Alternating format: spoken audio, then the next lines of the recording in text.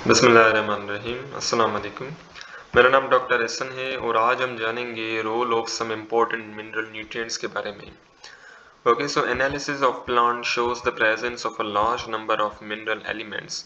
अब बेसिकली मुख्तलिफ प्लांट्स जो है ना, उनको कपल ऑफ न्यूट्रिएंट्स की ज़रूरत होती है, लेकिन अब ये स्पीशीज़ पे वेरी करता है कि मुख्तलिफ स्पीशीज़ को ज़्यादा अमाउंट चाहिए होता है मिनरल का और मुख्तलिफ स्पीशीज़ को कम अमाउंट चाहिए होता है। ठीक है, सो बेसिकली वो स्पीशीज़ के ऊपर वेरी करता है और मीडियम टू मीडियम भी वेरी करता है। ठीक है, so the amount and number of elements present in plant में differ from plant to plant, place to place, in medium to medium in which plant grows. अब बेसिकली कुछ plant को बहुत ही कम अमाउंट में न्यूट्रिएंट्स चाहिए होते हैं, मिनरल न्यूट्रिएंट्स चाहिए होते हैं फॉर देयर ग्रोथ, और कुछ प्लांट को ज़्यादा अमाउंट में मिनरल न्यूट्रिएंट्स चाहिए होते हैं फॉर देयर ग्रोथ। ठीक है ना, अब वो डिपेंड करता है कि उनकी प्लेस कौन सी है, उनका मीडियम कौन सा है, उनकी सराउंडिंग कौन सी है। ठीक है ना, सो अब इनको बारी बारी देखते हैं। So first talk about the nitrogen. ठीक है ना, so nitrogen role, this is the essential constituent of protein. अब बेसिकली हमें पता है कि प्रोटीन जो है ना, this is nitrogen containing compound. ठीक है, सो नाइट्रोजन जो है ना, ये प्लांट के अंदर प्रोटीन सिंथेसिस में इस्तेमाल करता है। न्यूक्लियोटाइड, ठीक है ना, हमें पता है कि न्यूक्लियोटाइड के अंदर भी नाइट्रोजन जो है ना, ये बेसिकली मौजूद होता है। सो नाइट्रोजन जो है ना, प्लांट की बॉडी के अंदर न्यूक्लियोटाइड की भी फॉर्मेशन करता है, न्यूक्लिक एसिड की भी फॉर्मेशन करता है। ठीक है, क्योंकि काफी सारे न्यूक्लियोटाइड मिलकर न्यूक्लिक एसिड की फॉर्मेशन करते हैं। ठीक है, then we have the chlorophyll. अब बेसिकली क्लोरोफिल के अंदर भी नाइट्रोजन मौजूद होता है। ठीक है, सो नाइट्रोजन जो है ना, ये बेसिकली क्लोरोफिल के भी फॉर्मेशन करता है। ओके, सो अगर नाइट्रोजन की डेफिशिएंसी होगी तो क्या होगा? So the leaf turn pale yellow. ठीक है ना, अब अगर नाइट्रोजन की डेफिशिएंसी होगी तो क्लोरोफिल नहीं बनेगा। ठीक है, और हमें पता है कि क्लोरोफिल जो है ना, ये लीव्स को ग्रीन कलर प्रोवाइड करता है। ठीक है, अगर क्लोरोफिल होगा नहीं तो लीव को जो ग्रीन कलर जो है ना, वो प्रोवाइड नहीं हो पाएगा और लीव जो है ना, वो बेसिकली येलो हो जाएंगे। Okay, due to loss of chlorophyll content and cell enlargement are inhibited. अब बेसिकली नाइट्रोजन जो है ना, ये सेल की इनलार्जमेंट करवाता है। ठीक है, यानी कि सेल का ऐसा साइज जो है ना, वो बेसिकली ग्रो करवा देता है। ठीक है, सेल का साइज बढ़ा देता है। अगर नाइट्रोजन नहीं होगा तो सेल का साइज भी नहीं बढ़ेगा। ठीक है, and the plant shows plant growth remain stunted. अब बेसिकली प्लांट की जो ग्रोथ है ना, वो भी स्टंटेड रहेगी, शॉर्ट हो जाएगी। ठीक है, यानी कि प्लांट जो है ना, वो ग्रो नहीं कर पाएगा। Okay, then we have the phosphorus. So it promotes the healthy root growth. ठीक है ना, फास्फोरस जो है ना, ये बेसिकली रूट की ग्रोथ काज करवाता है। ठीक है ना, रूट को ग्रो करवाता है।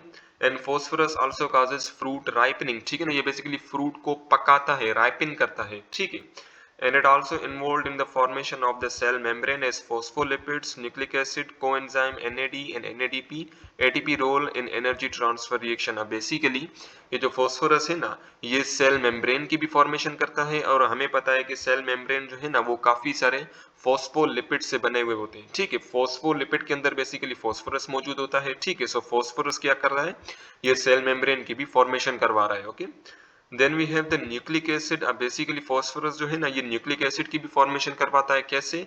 हमें पता है कि न्यूक्लिक एसिड जो है ना, वो न्यूक्लियोटाइड से बने हुए होते हैं। ठीक है, और न्यूक्लियोटाइड के अंदर जो राइबोज शुगर है, और इस राइबोज शुगर का जो फिफ्थ कार्बन है ना, उस फिफ्थ कार्बन के ऊपर फॉस्फोरिक एसिड लगा हुआ होता है। ठीक है, सो बेसिकली फॉस्फोरिक एसिड के अंदर भी फॉस्फोरस मौजूद होता है। ठीक है, सो अगर फॉस्फोरस नहीं होगा तो फॉस्फोरिक एसिड नहीं बनेगा, फॉस्फोरिक एसिड नहीं बनेगा तो न्यूक्लियोटाइड नहीं बनेगा, न्यूक्लियोटाइड नहीं बनेगा तो न्यूक्लिक एसिड नहीं बनेगा। ओके, और फास्फोरस जो है ना, ये बेसिकली कोएंजाइम की भी फॉर्मेशन करवाता है। ठीक है, coenzyme just like NAD and NADP। ठीक है ना, ये NAD NADP क्या है, ये भी बेसिकली न्यूक्लियोटाइड्स ही हैं। ठीक है ना, ये बेसिकली डाइन्यूक्लियोटाइड्स ही हैं और हमें पता है कि न्यूक्लियोटाइड के अंदर भी फॉस्फोरिक एसिड मौजूद होता है और फॉस्फोरिक एसिड जो है ना, उसके अंदर फॉस्फोरस होता है। Okay, then we have the ATP adenosine triphosphate. अब यहाँ पे भी फॉस्फेट आ गया, फॉस्फोरस आ गया। ठीक है, और हमें पता है कि जो ATP है ना, this is the energy currency. ठीक है ना, और ये बेसिकली एनर्जी प्रोवाइड करती है for different metabolic reactions. Okay, so अगर फॉस्फोरस की डेफिशिएंसी हो जाएगी so growth will become retarded. ठीक है ना, प्लांट की ग्रोथ नहीं हो पाएगी। Necrosis leads to cell patches. अच्छा, भाई नेक्रोसिस क्या है? नेक्रोसिस को हम कहते हैं सडन सेल डेथ। ठीक है ना, जब सेल की डेथ हो जाती है अचानक से, सो उसे बेसिकली हम नेक्रोसिस कहते हैं। ठीक है, सो फॉस्फोरस की डेफिशिएंसी की वजह से सेल की डेथ हो जाएगी, सो इसे बेसिकली हम नेक्रोसिस कहेंगे। Cell death occurs and dead cell patches appears on leaves, petioles in fruits. अब बेसिकली जब फॉस्फोरस नहीं होगा ना तो प्लांट बॉडी जो है, प्लांट के जो लीव्स, पेटियोल्स और फ्रूट जो है वहां पे बेसिकली कुछ ऐसे काले धब्बे बन जाएंगे। अच्छा, अब ये पेटियोल क्या है? ये जो आप डंडी देख रहे हो ना, ये वाली डंडी, इसे बेसिकली हम पेटियोल कहते हैं, ठीक है। सो लीव का थोड़ा सा स्ट्रक्चर भी समझ लें। ये जो टिप है ना, ऊपर वाला पार्ट, इसे बेसिकली हम टिप कहते हैं। ये जो बीच वाला जो स्ट्रक्चर, ये जो आपको नजर आ रहा है, ये वाले जो वीन, इसे हम कहते हैं मिड रिब। और यहाँ पे काफी सारी ब्रांचेस आ रही हैं, इन्हें बेसिकली हम कहते हैं वीन्स, ठीक है। और ये जो मार्जिनल वाली साइड आप देख रहे हो, इसे बेसिकली हम कहते हैं मार्जिन, ठीक है। और ये जो दो वीन्स के दरमियान ये वाला जो ग्रीन वाला पोर्शन है ना, इस ग्रीन वाले पोर्शन को हम कहते हैं लेमिना, ठीक है। अच्छा, अब फोस्फोरस की अगर डेफिशिएंसी हो जाएगी ना तो यहाँ पे पेटियोल्स पे से काले काले धब्बे बन जाएंगे, ठीक है। लीव्स के ऊपर भी यहाँ पे काले काले धब्बे बन जाएंगे, और जो फ्रूट है, फ्रूट के ऊपर भी काले काले धब्बे बन जाएंगे, okay. And the cambium activity is checked. अच्छा, बेसिकली कैम्बियम क्या है? कैम्बियम बेसिकली एक मेरिस्टेमेटिक टिश्यू है, ठीक है। ये हम सेकेंड ईयर के अंदर बहुत डिटेल में पढ़ेंगे, लेकिन अभी के लिए इतना जान लें कि ये जो कैम्बियम होता है ना, कैम्बियम बेसिकली एक टिश्यू है, और ये टिश्यू क्या करवाता है कि प्लांट की सेकेंडरी ग्रोथ काज करवाता है, ठीक है। अच्छा, प्राइमरी एंड सेकेंडरी ग्रोथ क्या है? बेसिकली प्राइमरी ग्रोथ हम उससे कहते हैं जब प्लांट की लेंथ बढ़ती है, ठीक है। और सेकेंडरी ग्रोथ हम उससे कहते हैं कि जब प्लांट की विड्थ बढ़ती है, ठीक है। सो बेसिकली ये कैम्बियम क्या करता है? ये tissue basically secondary growth cause करवाता है, ठीक है। अगर फॉस्फोरस नहीं होगा तो कैम्बियम एक्टिविटी जो है ना वो भी चेक होगी, यानी कि जो सेकेंडरी ग्रोथ है ना वो भी हो नहीं पाएगी, ठीक है। Then we have the potassium, so it plays an important role in the stomatal opening and stomatal closing. अब स्टोमेटा जो है ना, ये बेसिकली सुराख होते हैं जो कि प्लांट प्लांट के जो लीव है, उन लीव के अंडर साइड पे पाए जाते हैं, ठीक है। सो यहाँ पे बेसिकली नीचे यहाँ पे काफी सारे ऐसे सुराख होंगे जिन्हें बेसिकली हम कहेंगे स्टोमेटा, ठीक है। सो बेसिकली ये स्टोमेटा जो है ना, ये क्लोज भी होते हैं और ओपन भी होते हैं, ठीक है। अच्छा, अब इन्हें क्लोज और ओपन कौन करवाता है? ये बेसिकली पोटेशियम काज करवाता है, ठीक है, इनकी opening and closing. Then we have the enzyme activator in synthesis of certain peptide bonds and carbohydrate metabolism. अच्छा, आप ऐसे एंजाइम जो कि कार्बोहाइड्रेट मेटाबॉलिज्म में इंपॉर्टेंट रोल प्ले करते हैं और पेप्टाइड यानी कि प्रोटीन मेटाबॉलिज्म में इंपॉर्टेंट रोल प्ले करते हैं, उन एंजाइम को ये पोटेशियम बेसिकली एक्टिवेट करता है, ठीक है। सो अगर पोटेशियम की डेफिशिएंसी हो जाएगी, सो लीव टर्न्स इनटू डल और ब्लूइश ग्रीन, ठीक है ना। पोटेशियम की डेफिशिएंसी हो जाएगी तो लीव जो है ना वहां पे ब्लूइश ग्रीनिश स्पॉट्स बन जाएंगे, ठीक है।